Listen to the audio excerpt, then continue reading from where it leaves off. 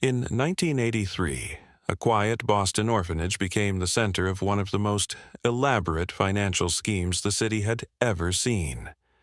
Nearly $3 million vanished overnight, leaving behind nothing but confused children, devastated staff, and a trail that went absolutely nowhere. No arrests were made. No money was recovered. The case went cold faster than a New England winter, and for 27 years it stayed that way.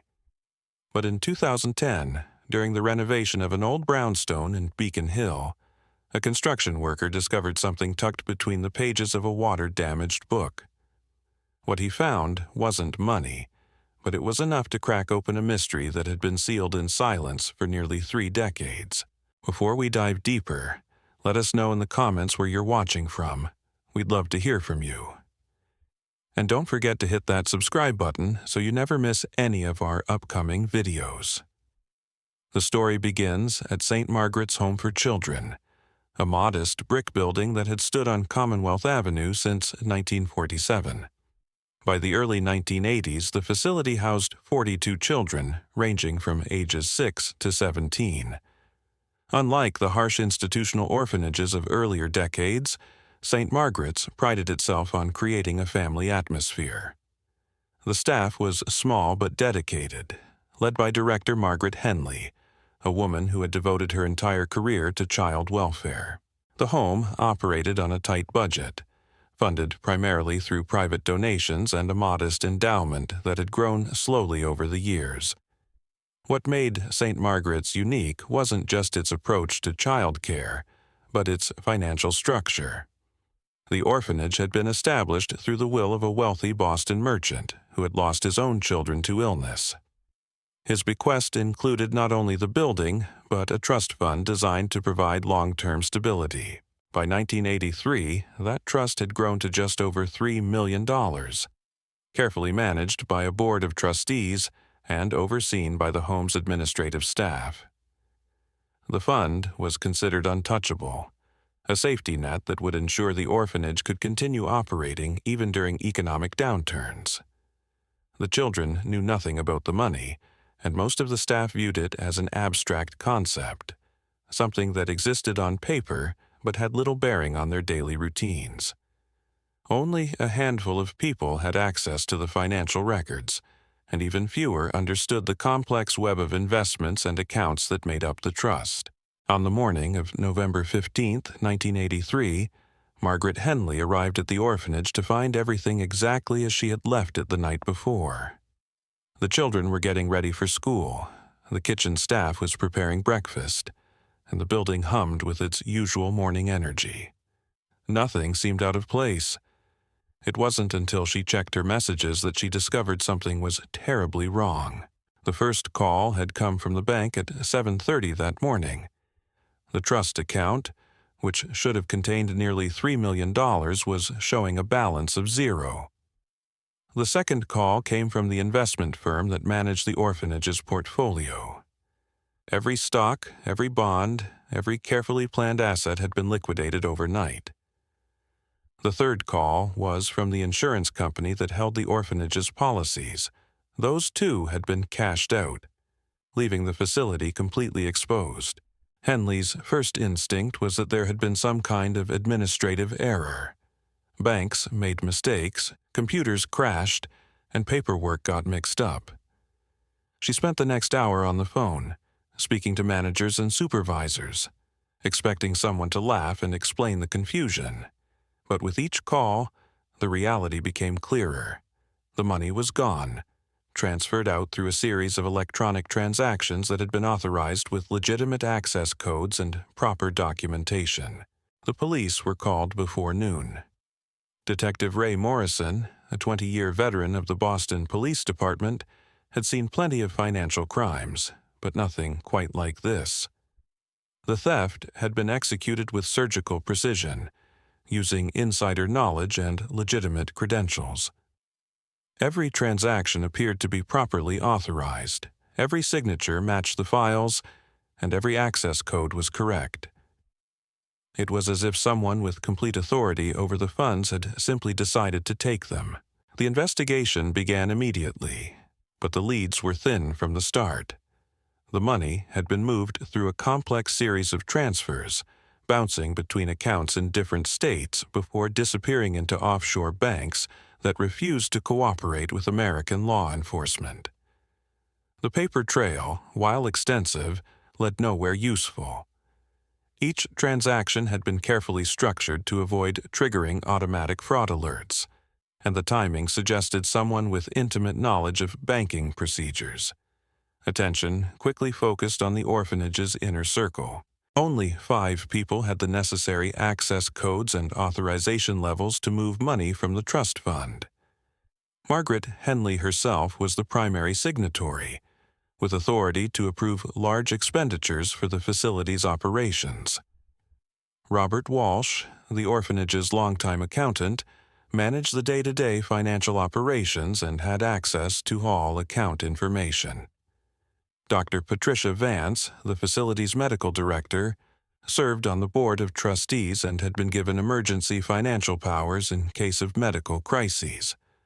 Thomas Chen, a local attorney who had handled the orphanage's legal affairs for over a decade, held secondary authorization for legal and regulatory compliance. Finally, there was James Morrison, no relation to the detective, who served as the facility's maintenance supervisor but had been granted access to certain accounts for building-related expenses. Each of these individuals was interviewed extensively. Henley broke down during her first session with police, overwhelmed by the implications of what had happened.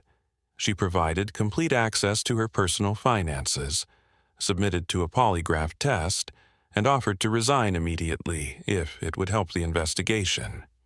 Her devastation appeared genuine, and her financial records showed no signs of sudden wealth or suspicious activity. Walsh, the accountant, was equally cooperative but seemed more guarded in his responses. He had been with the orphanage for 8 years and knew the financial systems better than anyone else. His explanations of the various accounts and procedures were detailed and helpful, but investigators noted that he seemed nervous and occasionally contradicted himself on minor details. A search of his home and office revealed nothing suspicious, though his personal finances showed some irregularities that couldn't be immediately explained. Dr. Vance had been traveling during the time of the theft, attending a medical conference in Chicago. Her alibi was solid, confirmed by hotel records and conference attendance logs. She expressed shock at the news and immediately offered to help in any way possible. Her role on the board had been largely ceremonial, and she admitted to having little understanding of the complex financial arrangements. Chen, the attorney, was perhaps the most difficult to read.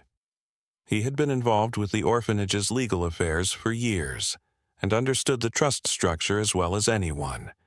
His law practice was successful, and there was no obvious financial motive for him to steal from a children's home. He answered questions carefully and precisely, offering legal insights into how the theft might have been accomplished while maintaining his innocence. Morrison, the maintenance supervisor, seemed the most unlikely suspect. His access to financial accounts was limited and specific to building-related expenses.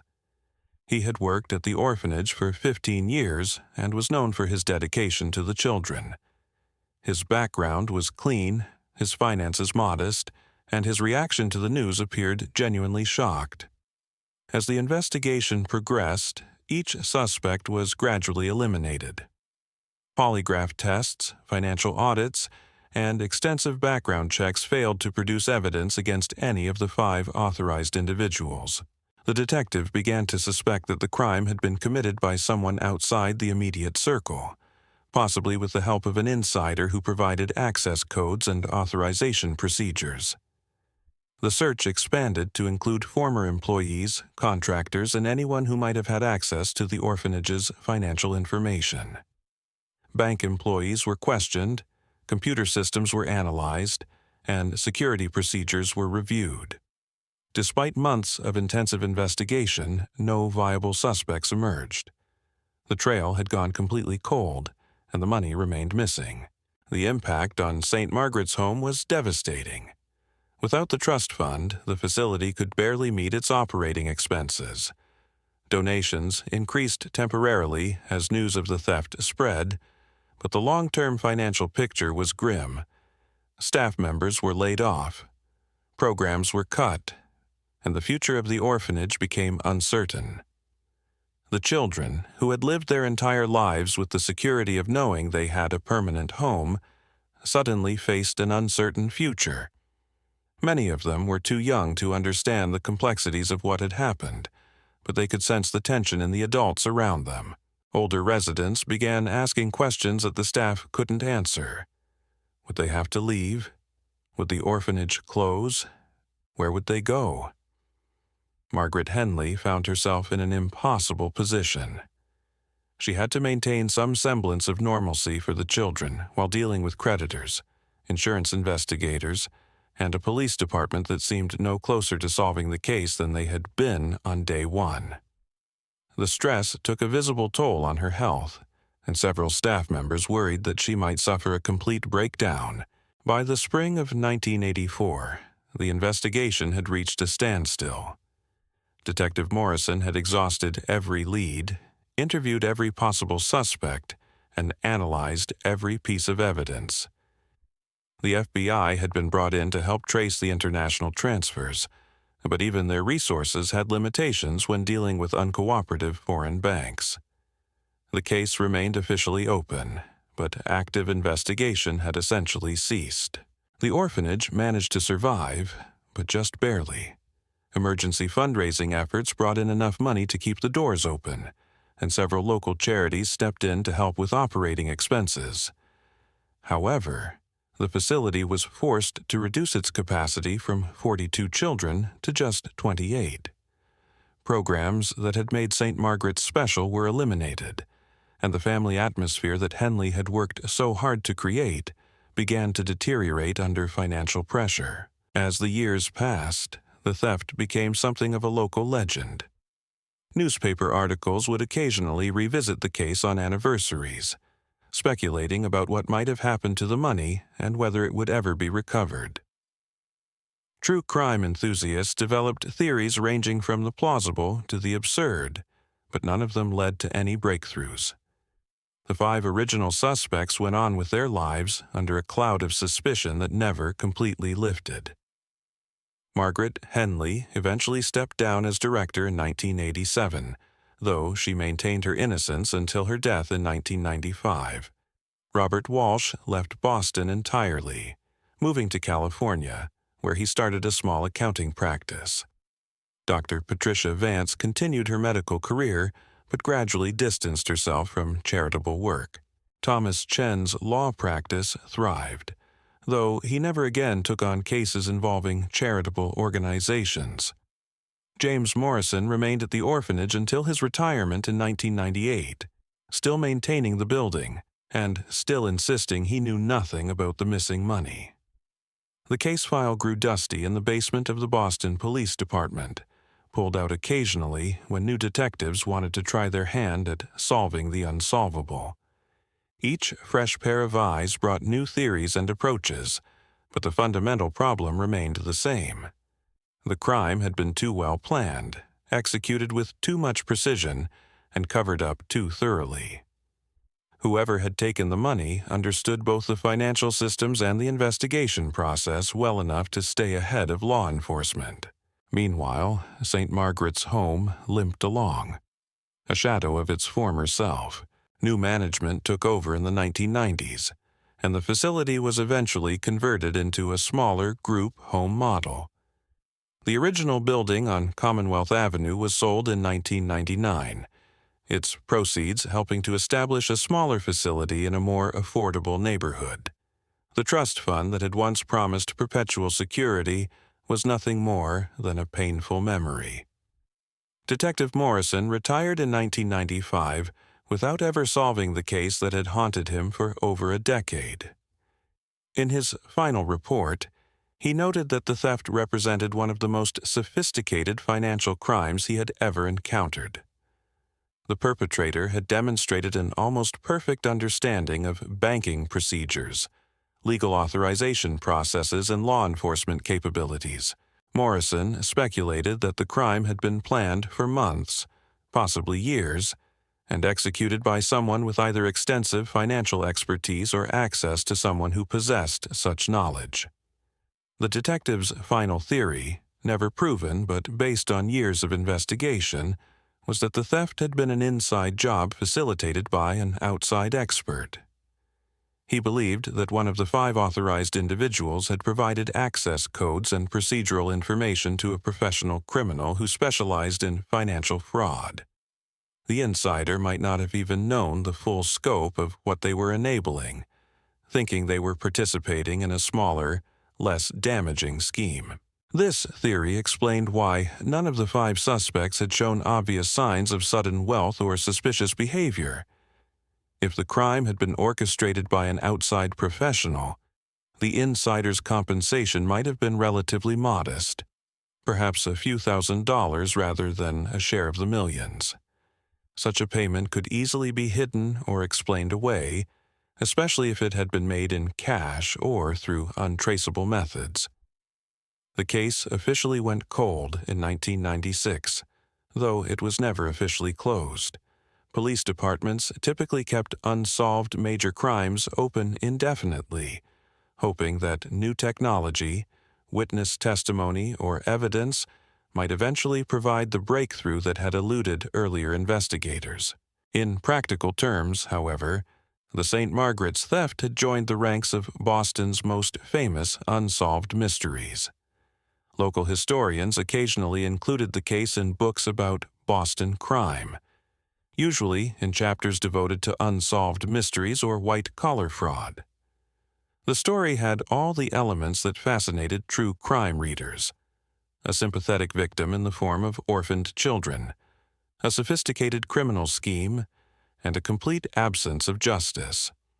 Online forums dedicated to cold cases regularly featured discussions about the theft, with amateur detectives proposing solutions that professional investigators had considered and rejected years earlier. The children who had lived at St. Margaret's during the theft grew up and moved on with their lives, but many of them never forgot the experience. Some harbored lasting resentment toward the unknown thief who had stolen not just money, but their sense of security. Others developed a deep skepticism about financial institutions and authority figures. A few became successful in business or law enforcement, driven in part by their childhood experience with injustice.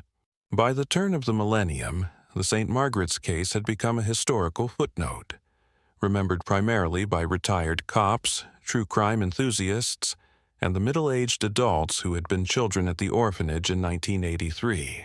The money was presumed to be long gone, either spent or hidden so well that it would never be found. The perpetrator was either dead or living comfortably somewhere beyond the reach of American law enforcement.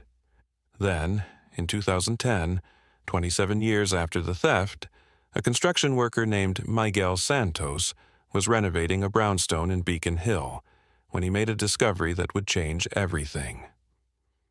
The brownstone at 47 Marlborough Street had been empty for over a decade when Santos and his crew began the renovation.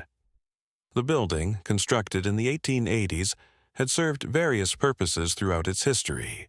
It had been a private residence, a boarding house during the Depression, and most recently, a series of small apartments that had been abandoned when the last tenant moved out in 1999. The new owners planned to restore it to a single-family home, a process that required gutting most of the interior and starting fresh. Santos had been working construction in Boston for 15 years and had seen his share of unusual discoveries. Old buildings yielded all sorts of forgotten artifacts: vintage bottles, antique coins, letters from decades past, and occasionally items of real value. Most of the time, these finds were curiosities rather than treasures, but they added interest to what could otherwise be monotonous work. On the morning of March 8, 2010, Santos was working on the 3rd floor, removing old plaster from what had once been a small bedroom. The walls were in poor condition, damaged by years of water leaks and neglect. As he pulled away sections of deteriorated plaster, he exposed the original wooden framework of the building, much of which was still in excellent condition despite its age. It was behind one of these exposed wall studs that he noticed something unusual. Wedged between two pieces of framing lumber was what appeared to be a book, wrapped in plastic and secured with tape. The package was positioned deliberately, not dropped or lost accidentally. Someone had taken considerable care to hide it in a location where it would remain undisturbed unless the wall was completely demolished. Santos carefully extracted the package, noting that despite the building's water damage, the plastic wrapping had kept the contents completely dry. The book inside was a hardcover copy of the Boston Guide to Financial Planning, published in 1982. It was an unremarkable business text, the kind of book that might sit unread on an office shelf for years. But as Santos flipped through the pages, looking for any indication of why someone might have hidden it so carefully, he discovered something that made him stop cold. Tucked between pages 247 and 248 was a sealed envelope, yellowed with age but still intact. The envelope bore no name or address, just a date written in careful handwriting, November 14, 1983. Santos recognized the significance of that date immediately. Even 27 years later, most longtime Boston residents remembered the St. Margaret's theft, and November 1983 was when it had happened. Santos faced a dilemma. He could open the envelope himself, satisfying his curiosity but potentially compromising evidence in a criminal case. Or he could turn it over to authorities and never know what it contained. His construction experience had taught him that hidden items often represented someone's attempt to preserve important information, and the careful placement of this package suggested it wasn't meant to be found by accident. After consulting with his crew supervisor, Santos decided to contact the Boston Police Department. The responding officer, Detective Lisa Chen, was initially skeptical. Cold cases attracted all sorts of false leads and supposed evidence, most of which turned out to be worthless. But the date on the envelope and the circumstances of its discovery were compelling enough to warrant further investigation. Detective Chen transported the envelope to the police laboratory, where it was photographed and examined before being opened under controlled conditions. The contents were more extensive than anyone had expected. Instead of a single letter, the envelope contained multiple documents, 3 handwritten pages, a photocopy of what appeared to be bank routing numbers, and a small newspaper clipping about the St. Margaret's theft. The handwritten pages were the most significant discovery. Written in the same careful script as the date on the envelope, they appeared to be a confession of sorts. Though the author's identity was not immediately clear, the writing was detailed and specific, describing the planning and execution of the orphanage theft with an insider's knowledge that had never been made public. According to the hidden documents, the theft had indeed been an inside job, but not in the way investigators had originally suspected. The author claimed to be someone who had worked at the orphanage but was not among the 5 primary suspects who had been extensively investigated. This person described having access to financial information through their job duties, but not direct authorization to move funds. The confession detailed a months-long planning process that had begun in the summer of 1983. The author wrote about observing the orphanage's financial procedures, noting security weaknesses, and gradually gathering the information needed to access the trust fund. Most importantly, the documents described the recruitment of an outside accomplice, someone with expertise in electronic banking who could execute the actual transfers. The hidden papers painted a picture of a crime motivated not by greed but by desperation. The author claimed to have been facing severe personal financial problems, including medical bills for a sick family member and mounting debts that threatened to destroy their life. The orphanage job, while meaningful, paid very little, and legitimate options for raising money had been exhausted. What made the confession particularly compelling was its level of detail about aspects of the crime that had never been made public. The author described specific computer systems used by the bank, timing details about when security protocols were weakest, and procedural information that only someone with intimate knowledge of the orphanage's operations could have known.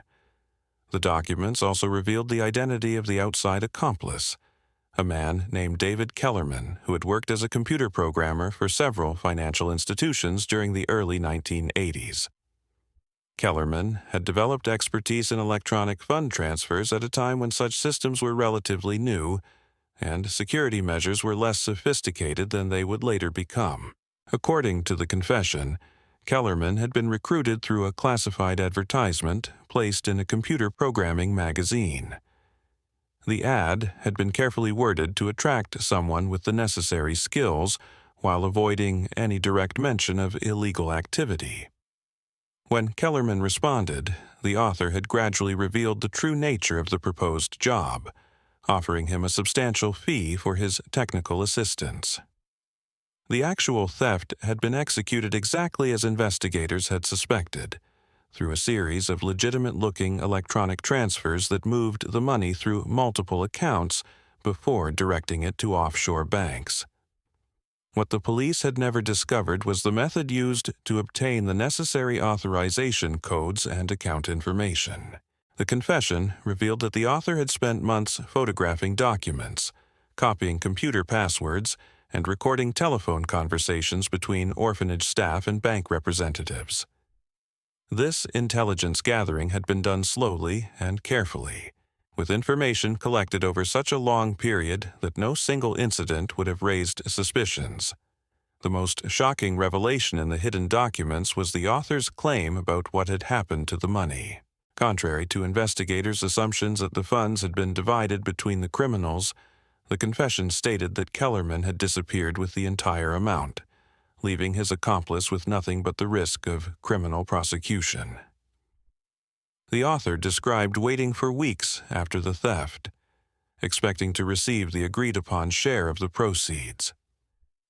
When Kellerman failed to make contact, attempts to reach him revealed that he had vanished completely. His apartment had been abandoned, his telephone disconnected, and his employer had been told he was taking a leave of absence for personal reasons. This betrayal had left the orphanage insider in an impossible position. They had committed a serious crime, but received none of the financial benefit they had risked everything to obtain. Meanwhile, the investigation was intensifying, and suspicion was falling on the very people the author worked with every day. The confession described the psychological torment of watching colleagues fall under suspicion, knowing that their reputations were being destroyed while the real perpetrator remained hidden.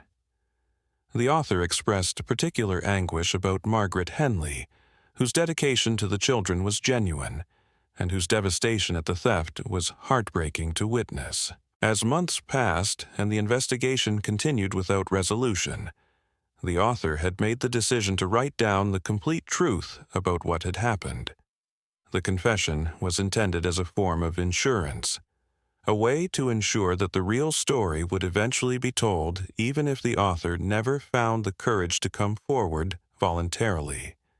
The documents explained that the hiding place in the Marlborough Street brownstone had been chosen because the author had briefly lived in one of the building's apartments during the 1980s. The location was familiar, but not connected to the orphanage or any of the people under investigation. The author had waited until the building was empty before hiding the confession, believing it would remain undisturbed indefinitely. Detective Chen and her team faced the challenge of verifying the information in the hidden documents.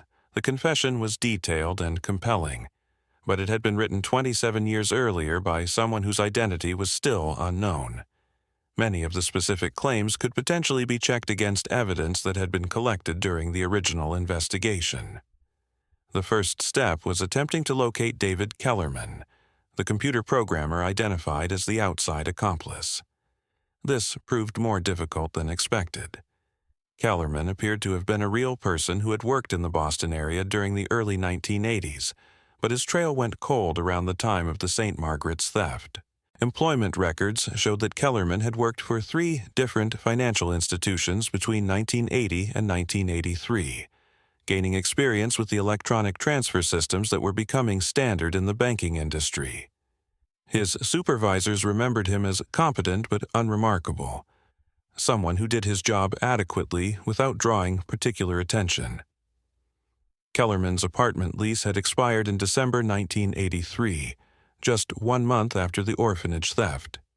His landlord recalled that he had paid his final month's rent in cash and left without providing a forwarding address. Personal items left behind had been stored briefly before being donated to charity, as was standard procedure for abandoned belongings. The most intriguing discovery was that Kellerman had applied for a passport in October 1983, just weeks before the theft occurred.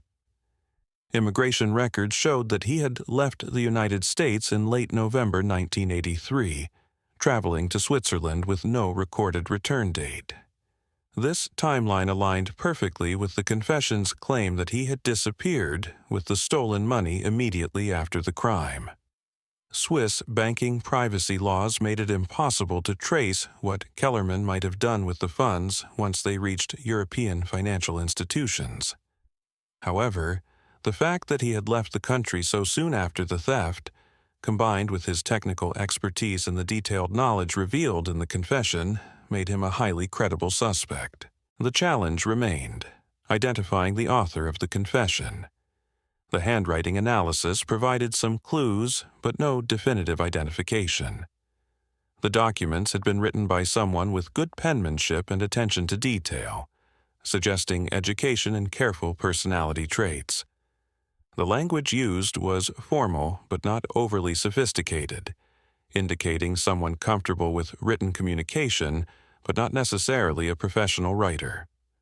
More importantly, the confession revealed intimate knowledge of the orphanage's daily operations, staff relationships, and administrative procedures. The author knew which employees had access to which information, understood the facility's financial management systems, and was familiar with the personal backgrounds of key staff members. This level of knowledge pointed to someone who had worked at St. Margaret's for an extended period, and had interacted regularly with both the children and the administrative staff. Detective Chen began reviewing employment records for all orphanage staff members who had worked there during 1983, but had not been among the 5 primary suspects. The list was longer than expected, including teachers, counselors, kitchen staff, cleaning personnel, and various part-time employees who had worked at the facility over the years.